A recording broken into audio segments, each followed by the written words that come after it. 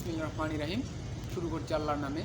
কিছুক্ষণ পরেই শুরু হতে যাচ্ছে বিপিএলের 11তম আসর। এবার নতুন আঙ্গিকে শুরু করতে যাচ্ছে বিপিএল। আপনারা দেখেছেন 3টা কনসার্টের মাধ্যমে বিপিএল শুরু হয়েছে। উদ্বোধনী কার্যক্রম শেষ করেছে। এখন মাঠে গড়াবে, কিছুক্ষণ পরেই শুরু হয়ে যাবে।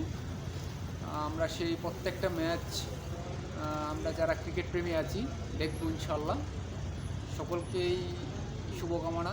এই বিপিএল 2024 আপনারা নতুন করে নতুন আঙ্গিকে, বাংলাদেশ যেরকম 1971 পর স্বাধীন হওয়ার পর আবার এত 53 বছর পরে যখন শাসন আমলে আবার নতুন করে যে 2024 জুলাই আগস্ট যে হত্যাকাণ্ডের মাধ্যমে ফ্যাসিজমের পরে যে